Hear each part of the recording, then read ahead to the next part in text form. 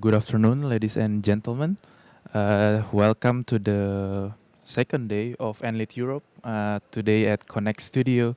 And this afternoon, we're going to discuss about energy transition and how can the mainland learn from the island solution so far. And with me, we have experts and professionals from various background. We have technology expert with innovative new storage. We have experts from microgrid, and we have business and entrepreneurs with specific project in European island. And we also have digital solution to discuss about possibility how can we scale up and make energy transition more effective. Maybe in the beginning, before we start, I would like to each of our panelists to discuss them, to introduce them, and where do they come from. And maybe I'll start with Margien. Margien, would you like to start? Yes, thank you so much. My name is Margien van Leeuwen, and I'm the Chief Commercial Officer with QuinteQ Energy. QuinteQ Energy is a Dutch startup developing, producing, and selling a new kinetic battery. In fact, it's a mobile flywheel system. And it will be applied on islands too, so that's why I'm here. Okay, thank you, Margien. Maybe next to Ian, would you like to introduce? Yeah, so good afternoon, everybody. I'm Ian Heath. I'm the Vice President for Trilliant. I look after the INEA region, and we've had some very successful deployments in terms of creating smart islands around the globe. So we'll share some stories. Okay. And just a quick follow-up. What do you mean by smart island? So it's digitalization. So taking static energy management into digitalized energy to move it forwards. Okay. Cool. Collecting big data. Yeah. Okay. Next, Maja, would you like to introduce? Thank you very much for invitation. I'm Maja Jurisic. I'm coming from Croatia. I'm running an NGO who is working as a social enterprise for sustainable development of Croatian islands. We are also regional partners for the Clean Energy for EU Island Secretariat, established by the European Commission. And our main goal is focused on education and consultation of the local authorities on the islands, but also including of the citizens into the project development, especially through the lending and crowd investment processes, which is very popular now in development of the big projects. So this is like shortly. Yeah. Okay. Thank you very much. And then Nikos, would you like to introduce yourself? Hello, everybody. My name is Nikos Hatziargyriou. I am a Professor Emeritus at Technical University of Athens in Greece, and I have been involved in research regarding islands and microgrids for several years. I'm also past CEO and chairman of the distribution company of Greece. So again, that was the d.o.o of Greece is responsible for the operation of islands. That also gave me a lot of practical experience. Okay, thank you very much. And last, Igor, would you like to introduce? Yes, hello. My name is Igor Steiner, and I'm the head of Department of Energy and Ecology Solutions in company INEA, working with different applications and integration for smart grid projects. One of such is I'm also the project coordinator of the project GIFT, which is about geographical flexibility on islands. We are a small group of 10 employees, but doing very different projects in industry, for d.o.os, for different aggregators. Thank you. Thank you very much, Igor. So now I would like to start the discussion maybe with Nikos. Nikos, you say you wrote like a lot of technical papers and also books about microgrid. So I would like to start from there. And can you explain us a little bit like what is microgrid and what is the relevance between microgrid and the successful of energy transition in the island context? Sure. Microgrids is a way to organize and coordinate a number of distributed resources and the distribution network. The characteristic of microgrids is that they can operate both interconnected and islanded from the system. So in that sense, the island systems face the same technical problems than isolated microgrids. I guess that microgrids have learned a lot, have been inspired with the operation of islands. And the way to operate and coordinate distributed resources, mainly renewable sources, is the best way to take most advantage of them, both regarding efficiency and security, and that's why I believe microgrids are important for the transition of islands and also for the mainland. And so far from what you see, as I understand correctly, are you very much studying in the Greek island, or you also studying in a global island? And what's the lesson learned there from your research so far? Yeah, we have experience from the Greek islands, but also from other parts of Europe and also internationally. We are currently involved in a project with some Indian islands where we develop a microgrid, and also have been involved in other European islands that are quite famous for the microgrid activities. Okay, now I'm going to go to Igor. Igor, as I understand correctly, INEA also have a project called GIFT project. Yes. Can you tell us a little bit about that project and what's exciting about that? Okay, the GIFT project is European funded project. It's about geographical island flexibilities. This is a demonstration project, and we demonstrate the new solutions on two islands. One is Heath Island group, island cluster. This is very north part of Europe, actually is already behind of the Arctic Circle. And another island is Procida in Italy, is much more south of the Europe. So very different islands with different solutions, and we prepare their different flexibilities, how to penetrate the higher level of renewables on the islands, how to store energy, how to make better observability of the grid, how to reduce the using of fossil fuel on the islands. And by two different islands, you mean in terms of weather or renewable energy Yes, both. resources? So you know, at first, temperature or weather conditions are completely different. If Italian islands is using a lot of energy for cooling, especially in the summertime, it has very high tourist zone. The North Norway islands has needs a lot of energy for heating, not only winter but actually all of the year. Yes, but also the consuming of energy. An example, Norway is using already a lot of electricity for transport. So at the moment, I just visited Norway at this island a few months ago, and then explained me the 90% of new cars are electrical cars. Yes, so really move forward with this electrification, with transport. They are very famous, but electrical ferries, yes, to replace classical ferries with electrical sites. So it's really very different, but on another side, they have a similar issues, yes, about the grid, how to make the grid stronger, how to prepare users for flexibilities, how to involve them in these flexibility schemes. This is the common to both. And demographic-wise, are they in the same level number of demography over there? And No. do you think how demography will play a role in terms of sustainable solution for Ireland?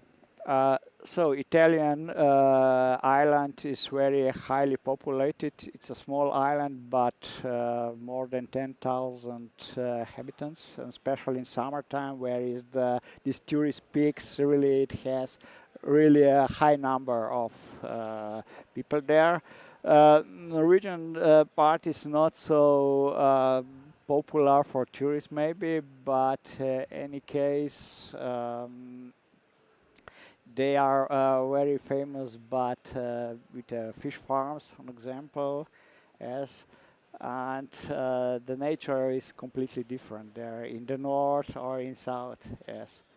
With these fjords and this, and already prevent some fossil fuel boats to go in the fjords, an example. So only electricity driven boats are allowed on some places, yes. And just to know a little bit better, in these two islands, are we talking the same sources of renewables, or because you mentioned it's Renewables are different? very different. Yeah, this is another differences. So if Italian island, for example, has a lot of photovoltaic, the Norway, special on this Hinoa island cluster, is more or less is hydropowered, which are completely different source of energy. Yes, so we just learned during the project that it's easier to manage the hydropower sources than, of course, from photovoltaic. Yes, and requests different solutions for this case. The reason that because technological, financial, or others? Yeah, it's just availability. The Mm. Norway has a Uh-huh. lot of hydropower available. I have information that 97% of energy source in north of Norway is renewable. It's a hydropower. Yes, I haven't seen a lot of wind power generators, but it was explained to me that it's offshore wind generators, but on the islands you cannot see these wind generators because the people are not.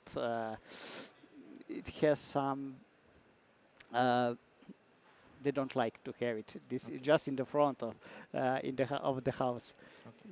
Now let me go to Maya.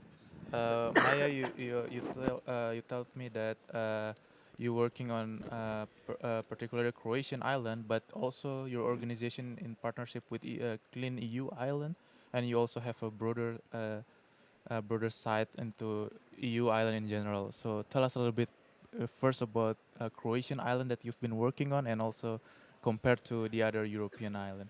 Yeah, it was very interesting actually. We started the energy transition in 2018 by communicating with the local authorities about necessity of developing strategies for transition.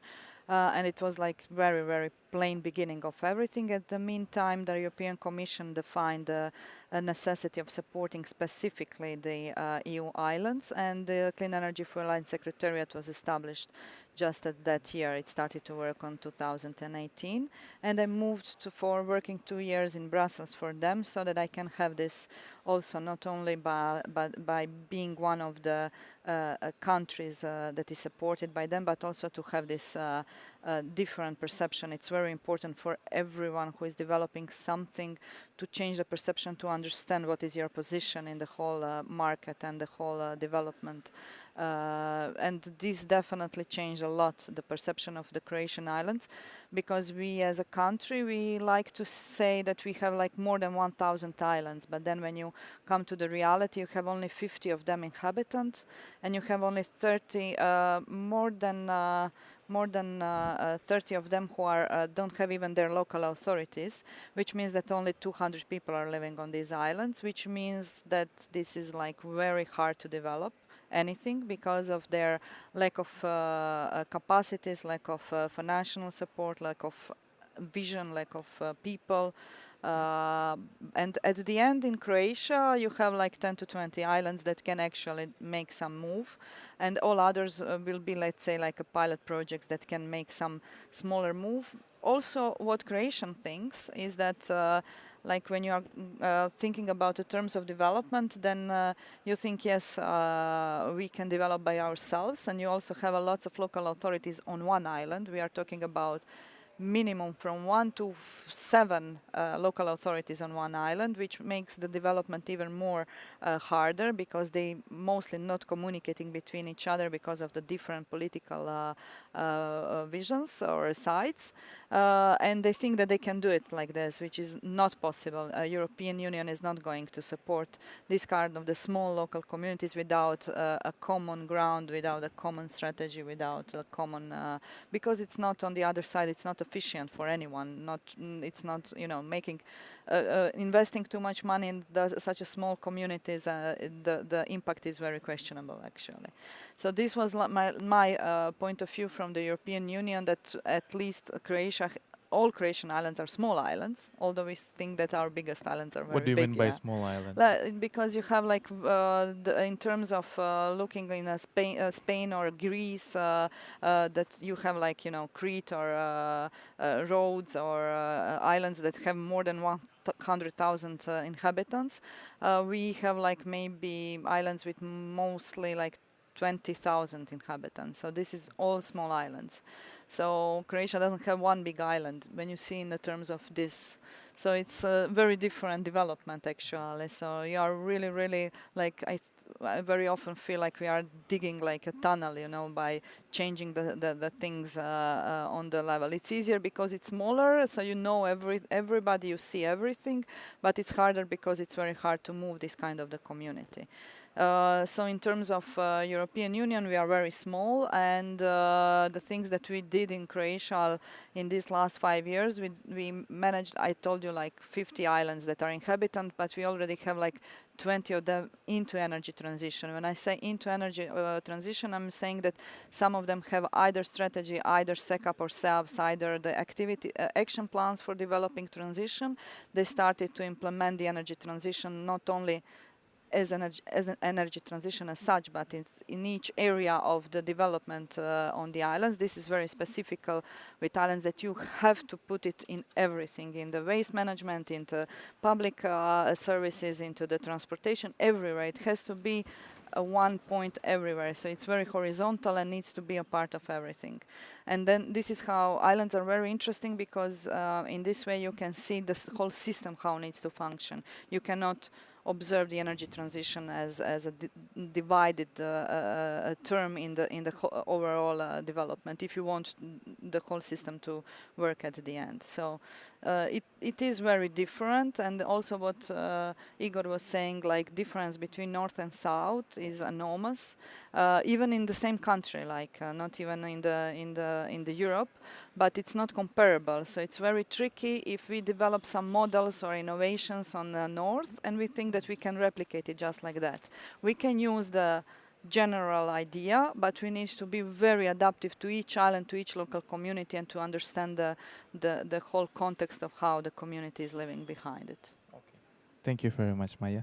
Now I want to discuss about technology, especially storage. So, Margien, you mentioned about flywheel technology and its role as a storage. Igor and also Nikos already mentioned the relevance of storage in the microgrid. And I'm curious, what is your view about flywheel as a storage to support grid on the island? But also, will it be competitors to existing battery, or will it coexist together? What is your view on that? So that's a few questions. Well, in generally, we see storage as an enabler. We see, apart from islands, but we see electrification and we see more sustainable sources of power. And that together asks for something like energy storage. And it's expected that it will increase 15-fold from now to 2030, which is an incredible amount. And there's a lot of different technologies in that. It's not only electricity, it's also heat or pumped hydro or gas, molecules, whatsoever. We are in the field of electrical power. A flywheel system is a system to store electricity in. And it's a short-term storage solution. If you look at the whole playing field, you have long-term storage solutions and short-term storage solutions. For islands, you will need all of them, because you have to balance the supply and the demand from the whole season, but also on the small switches in the microseconds. So we from QuinteQ, we design our product, in fact, on 5 axes. These are technology, these are a social axe, environmentally, politically, and of course economically. And we want to bring value on all these axes. These axes are, if you look at an island microgrid, all of these axes can be checked very easily, because there's so much connection between all of it. So it's a kind of pressure cooker to develop your new microgrids on. That's why it's for us as QuinteQ so interesting to start with the new Horizon 2020 project next year, which is called Tulip, together with hot molten salt and second-hand lithium on the island of Bornholm.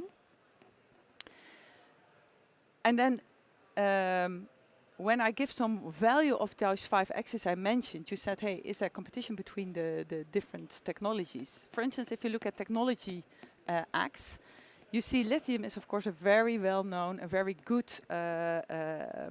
storage technology. However, if you look at the 5 axes, if you look at the safety, for instance, when there's a fire, or if you look politically, that in Europe there's really an need to develop European supply chains. So you do not want to be dependent on small components that have to come from outside of Europe. Of socially, you want to have something that makes no noise or whatsoever. So in that respect, I think it's good that we, but also other technologies, will be have been developed. So on all the axes, you will give a different profile. But if you look technological-wise, most of them are really all necessary to supply everything. I guess flywheels are not so much in competition with lithium. It's more an add-on. The flywheel system we supply can deliver an endless amount of cycles, loading cycles. Okay. Lithium can maybe supply 1,000, maybe 10,000. We are from 350,000 and beyond. Okay. And that means that when you are on an island and you need a system for the long-term storage, you might need as heat or something as molecules. Maybe you need some lithium. But for the power quality and all the spikes and all the peak shaving, you will need something like a flywheel. And that's also why it's so important that on islands there is a focus on a hybrid system, so that you see the connection. And that will be different per island. The islands are cold or hot. Lithium cannot be used in every system because of the temperature requirements. Flywheels can. But there are also other disadvantages of flywheels where lithium will be more adaptable. Mm-hmm. And a quick follow-up on that, you say that one of the stronger point of flywheel is that it has longer cycle of the storage, which is we badly need as the whole world, because to transition into decarbonize. But for example, with lithium-ion battery, the limit is how do we use like the state of charge or state of discharge. But with flywheel, are there any specific rules that we have to follow in terms of using it to maintain the length of its cycle, or? Flywheels are already there for ages. But flywheels we are producing now are different. So this flywheel is originally designed by Boeing in USA. And it was designed to be very small, compact, light, and never needed any service operation because it couldn't be delivered. It was transferred as a package to the Netherlands, and that's why QuinteQ started up, and we are producing now the first 2 flywheels in the Netherlands for military forces.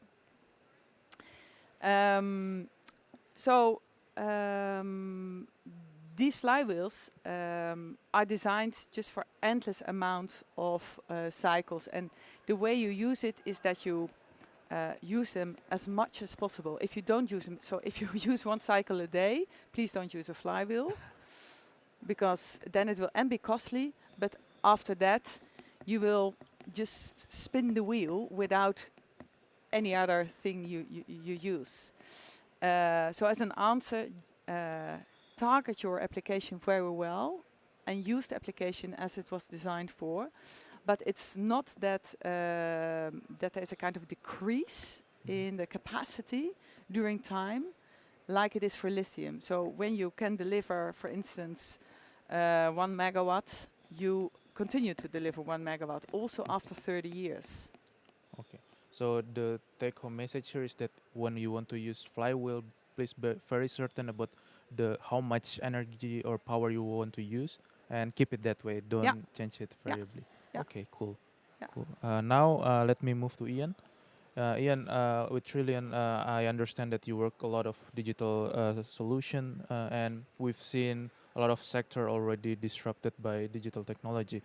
And what is your view in terms of utilities? But also, I understand that you're working in broader sectors, not only on the power, but also in water, and also other sectors. Can you explain us a little bit how Yeah, you see? I mean, one of the biggest fundamentals in islands is that utilities and government are pretty much co-owned. So the governments own the utilities, and the economics within islands are micro compared to normal large landlocked countries.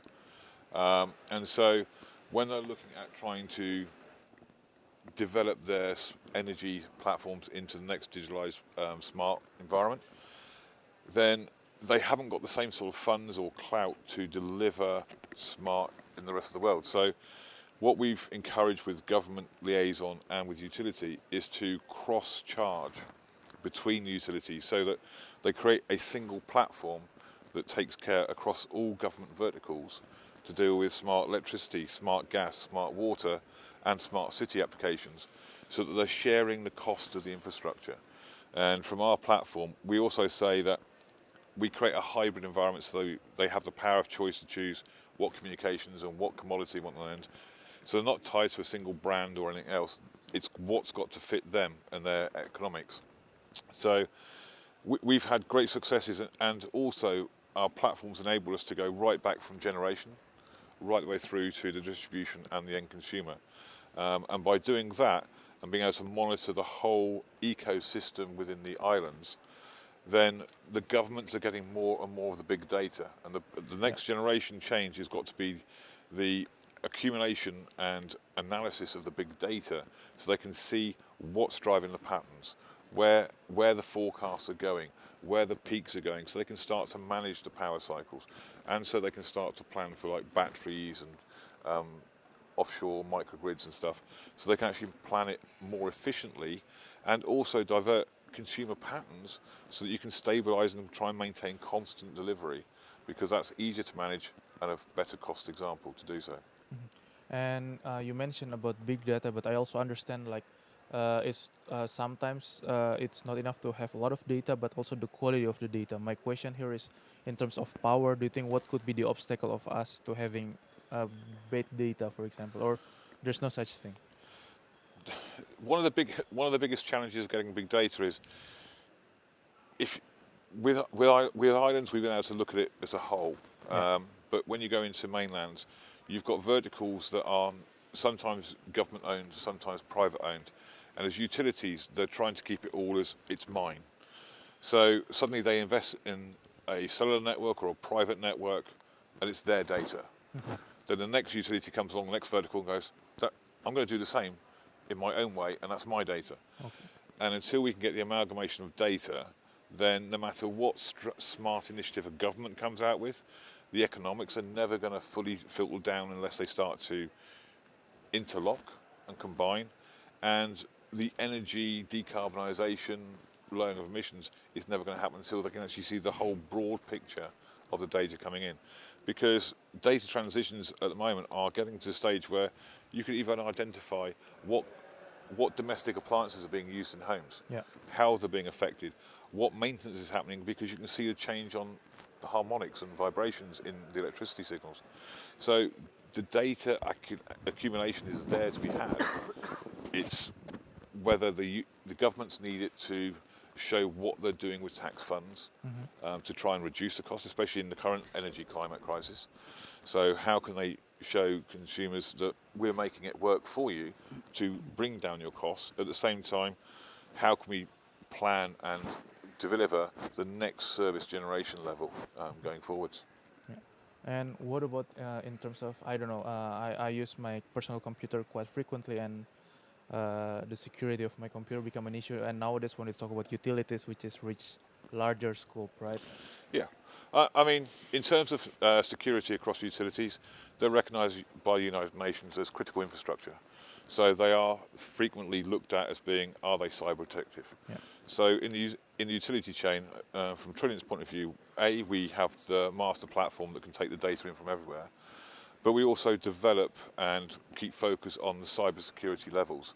So from the smart metering, most standard international utilities today use like HLS5.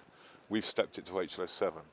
We don't rely on people like Microsoft certifications. We actually have our own certifications through our own HSM. So we can now offer complete end-to-end certification programs and platforms that don't have to rely on the standard Microsoft. So the normal cyber attack was, I know how Microsoft do it, I know how Google do it, and certifications. We're different. We've created our own structure so that now we're actually adding a different complexity because we're approaching it from a different angle. Okay. And maybe you also mentioned that you're working on INEA. I understand that at least particularly in Africa or also some other island, it can be the case that the electricity might not be reliable, and it is my understanding that the stability of the telecommunication depends on utility. How Trilliant address? Yeah, so fundamentally, with a lot of islands, because to build cellular networks and stuff is obviously a large investment, and the populations aren't necessarily there to cover the whole island. They're in population centres. So a lot of cellular or connectivity investment goes into the populated area. The rural areas are left uncovered.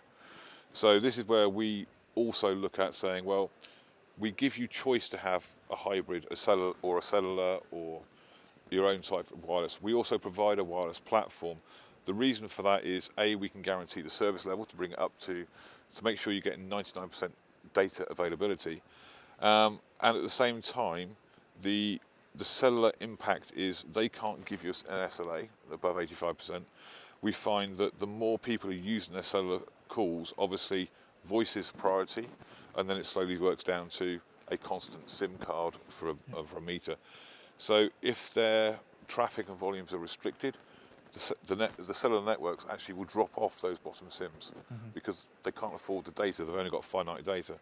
So again, we start to see different patterns with the communication. So we've been trying to do that, but at the same time, trying to create stability. So we've looked at all the long-range, low-power communication technologies so that we can then look at the grid technologies of transferring power across the countries. And then we're actually looking between the A, B, C phases to sort of say, how can we improve the stability? And we've got reference cases now where we've shown taking power levels that they thought were great at 10.3 mega kilowatts up to 13.4 mega kilowatts just by improving the stability and not being able to say, okay, that may be going into a fault. Instead of losing the whole power across the island, we'll isolate it, flip the reclosures, and have the power diverted around. Thank you very much, Jen. Nikos, maybe I can go back to you again. We've discussed about energy storage and also digitalization. And I was wondering, with your earlier statement that in terms of grid stability with island, tell me a little bit like how the complexity of the grid scale up. When we previously we talked about island, but now we want to talk about the mainland. How does complexity scale up compared to the increasing of area or demography, for example? Yeah, islands have special technical problems because they don't have the support of neighboring systems. So frequency is becoming a very big issue. And for that, you need to coordinate and control the various resources using these technologies, as you said before, as we described before, like various digital technologies and also, of course, storage, in all forms of storage, both batteries and also flywheels and other forms. Now, so it's in fact, from islands you can learn how big systems work with high level of renewable penetration. And even though in large islands you can also see microgrids being very beneficial for the system. And this is for two reasons. First, now as systems become more and more penetrated by renewables, renewables displace the large thermal units. And thermal units are the units that provide mainly the flexibility for the system. So you need more and more flexibility, and more traditional flexibility resources are withdrawn. Flexibility now is provided by distributed resources. both distributed generation and also storage and flexible consumption. So microgrids as the technology that manages to optimize this collaboration is an ideal source of flexibility. So this is one reason. The second reason is the problem of resilience. As now more and more you have natural disasters and climatic events that can disrupt your network and your infrastructure, you can think of how you organize locally microgrids that are adaptive and they can support as much as possible your load locally. That's increase the resilience of the system and can also help you in faster restoring the system in case of blackouts. So I believe that these needs of the current systems, of the modern systems, with increased renewable penetration, will sooner or later impose the use of microgrids, at least as one very suitable technology. And I was wondering, in terms of resiliency, do you think when we try to, I wouldn't say copy, but implement what happened in the microgrid level to the larger grid, do you think the lesson learned in terms of resiliency, can we really do that directly, or what's your feeling? I think the larger grid will become more and more distributed and decentralized. As more and more distributed resources are implemented and that more and more large generators are withdrawn, are replaced by renewables, you will see a more and more technologies that are distributed, like distributed control, and these techniques that are implemented and provide a combination between large systems and smaller local microgrids. Okay, thank you, Nikos. Now, Igor, let me get back to you. You mentioned that GIFT is a pilot project. Will there be any other project, and will there be GIFT 2.0, or what's the... Okay, yes, GIFT is a demonstration project to demonstrate the solutions on two different islands, but inside of our project is also a study for following islands. So we are studying at the moment also two additional islands. In Greece is Evia, and Italy is Favignana. Yes, and we're trying to prepare some kind of guides of how to implement this flexible technology also to another islands. Of course, every island is different, has different requests. We visited also some Croatian islands to see what kind of issue has. Some of islands are already very advanced. They have already a big photovoltaic plants, and some of them, as I said, in Norway, they are using a lot of electrification already. Yes. And how do you decide which island you want to focus on in the beginning? Are there any particular motivation, whether it's technical or I think financial? one of the main driver here is the consortium. So because we have also partner from Greece that are working on these islands, of course, because it's very important to have some data to analyze this, because if you just want to do somewhere on some islands and if you don't have the right information, the right data, then it's impossible to do this. And one of the lesson learned that we have, it's what was a challenge on the project, that it was difficult to obtain the right data from for this island, especially if the local DSO is not involved in the project. Yes, as I said, we have two different islands, one in Norway and another in Italy. In Norway, we have a local DSO on the project, and this was quite easy. But in Italy, the local DSO was not involved in the project. Actually, it was quite a challenge to receive data, to make the right decisions, and to analyze the issues they have. Also, now that you mentioned about it, I want to ask Maja. Maja, you mentioned that even in the same countries, it can be different solution. I was always under the impression that at least when you're under the same countries, the policy regulation will be the same. But what is other factor that can make a difference other than clearly natural resources, at least in your experience so far?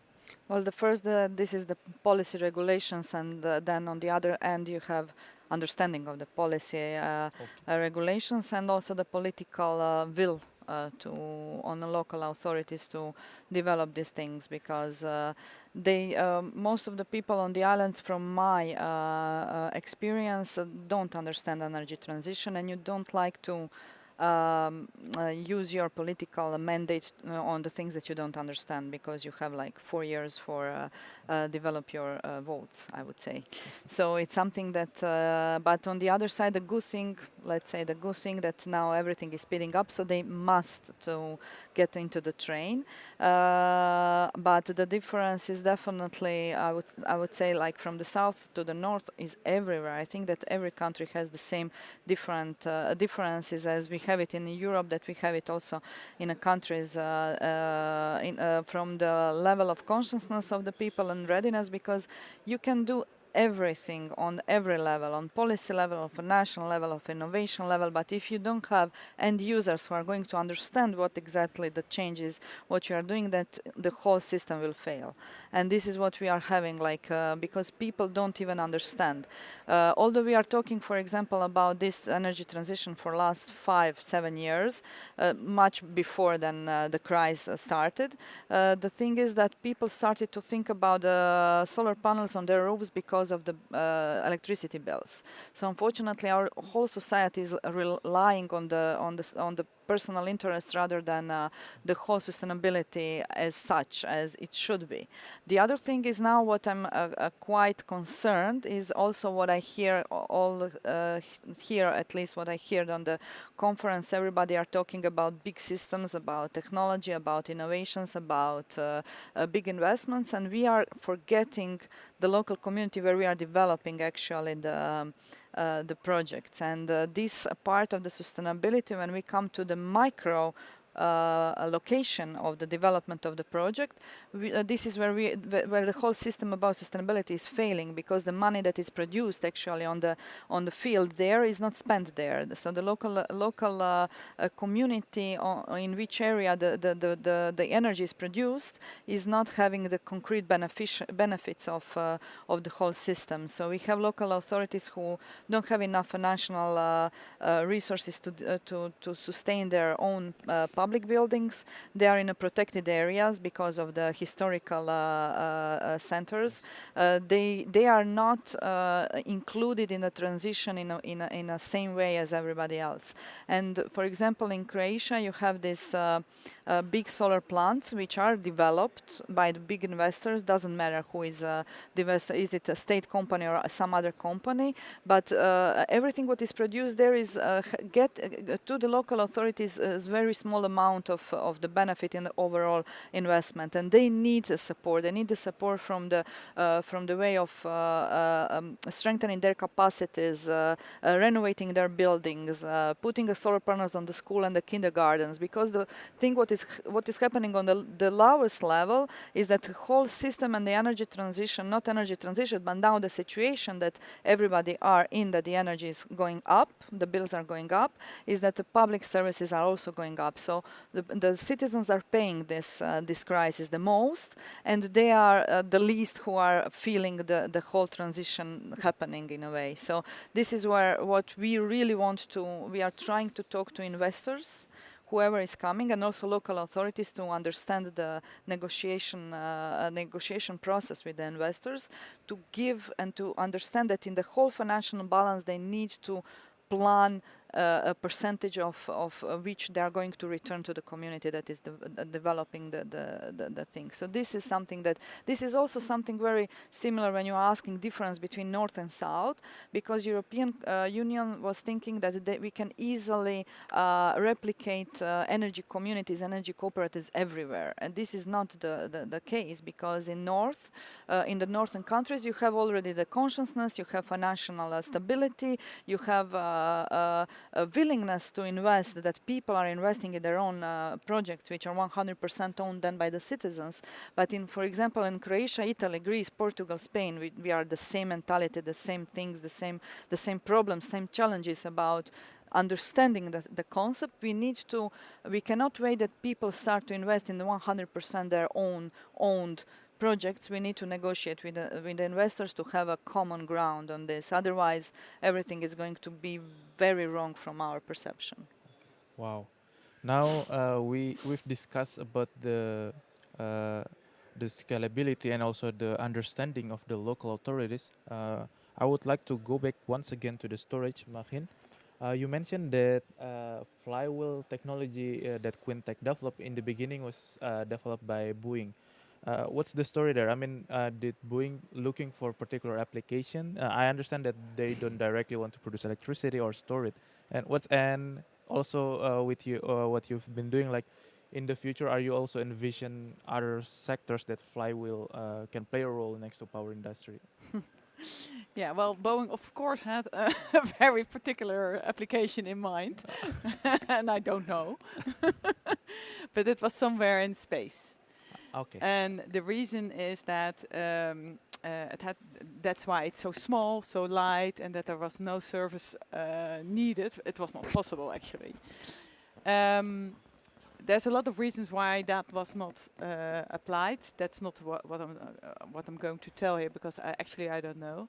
But for me now, being in the market, it's a very good point of view to design a product, because if you look at the design standards we will use after the energy transition, we will have different standards. You're not looking at consumables as storage. No, you're going to design something that will last at least 40 years, for instance.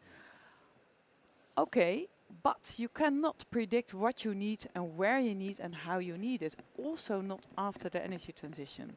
So what I think we need now to be able to design a product for after the energy transition, start with it now. You have to have a product which is modular, you can move it, you can grow it, but you can also decrease it when you need it, and you can apply it as a service. Mm-hmm. Because then, when I design a product which will last for 50 years, it's the highest quality, which has the lowest footprint, but I will use it maybe in its lifetime for 5 different applications. And I foresee now maybe the 3, but maybe there are 2 others coming up, I don't know yet. But that's the way, in my eyes, to approach it. And that's where also the 5 axes I was mentioning. So looking at an island, now we are going to test the flywheel system in a microgrid on an island. And it's a test. So we put containers there. It's a flywheel in a container. That's really new, because flywheels were normally digged in kind of bunkers underground. It was very stationary. No, we're putting in containers. If the project is a real success, we have to increase it.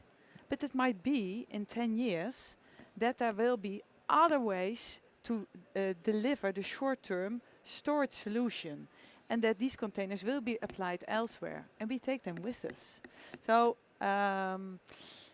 for me, this background from Boeing was very good to design the product further towards the market. But of course, the products we are in the end delivering to the market has nothing to do with the original application of Boeing anymore. Just that the only thing is that there's enormous amount of power that can come out, or opposite-wise, can come in. And that's the power quality of a whole grid, wherever it may be, can be controlled. And those requirements are needed everywhere. So I think it's a good addition to the whole playing field here. It's not a holy grail, but it's a very important part to add on. Yeah. So Critical missing puzzles. yeah. And I was wondering, in terms of operational wise, because originally it was intended for space, so as I understand, the level of requirement to operate or expertise to operate is will not be as high as existing technology, or It's very high. It's so high that there is, for instance, there was a lot of designs is about the safety of the chamber, and that flywheel, it's a turning rotor in a kind of chamber. The reason to dig it into bunkers is also safety, because if they come out and start spinning somewhere, it's really, it's a lot of energy you don't want to have free in the house. But here there's a special chamber around it that makes it so safe that we can put it in a container just on, for instance, a utility site with tower cranes. And that makes it possible that in electrical tower cranes in a city with all kind of environments around it, who use extra power peaks during the time when they're building a building, for instance, they can use a flywheel, and that was never been possible. But that is due to safety, due to very high standards. And for instance, another feature in our flywheel is that it's completely 100% magnetic levitated, so there's no pin bearing at all. It's completely levitated in vacuum. And that makes that there is a very high round trip efficiency and hardly any losses or service needed, as I mentioned. So fit for the future, I would say. I would say as well. Me myself, I'm quite excited about how Thank it will you. take place in the future market. Now, Ian, we discussed previously about the digitization, and you discussed like the key difference between digitalization in utilities in terms for island and also for mainland. But you discussed a lot about particularly the ownership, like the government, state-owned enterprise or something like that. But I'm curious in terms of scalability, in terms of, as we discuss with bigger mainland, how the complexity will scale up as well, and in terms of also the resilience, like, tell us. Okay, so I mean, in pure essence, as Trilliant, we've deployed into islands and we've deployed into large countries. Mm-hmm. So, I mean, today we have the largest AMI platform on a using cellular backhaul across the UK. So the scalability is not necessarily the issue. The issue is trying to get the data into one location across multiple utilities for the strategic benefit of the country. And one of the other factors, and it comes back down to also the energy costs and stuff like this in today's market, is the fastest route for a utility in a main country is let's go cellular. Fastest, and it will always be because the networks are built on mainland countries. But if they invest in like private networks to support themselves, in 8 years they've paid for it all. All the infrastructure is owned by them. Suddenly all the SIM costs have vanished as well. So suddenly now their operating costs are coming down and they can start to basically reduce the cost of energy back to consumers because their operating costs are coming down. So there's those. But in terms of the scalability, there are challenges as you get more and more meter collections together. So as you're going past the millions to 5 millions and 10 million, there are some scalability in terms of indexing and how you access the data and file the data for all the types of reads. Because you're talking like billions a year, and we've put our systems through the billion. So from an island which might only take 1 million type of sessions a year to 1 billion, that is quite a jump, and it's quite an infrastructure change. But fundamentally, there is no real difference. The big lesson that the mainlands can learn is islands do it collectively as a community, and if they start to look collectively across a country, they can start to reduce their cost of operations. Because they can scale up, but by reducing the cost of operations to actually start to move the transition of energy into a lower footprint for service and service operability, which is where really we need to go. Thank you, Ian. I would like to have a lot of questions with our fine speakers here, but unfortunately we reached the time limit. So with the last statement from Ian, I would like to thank you to all the speakers for making the time.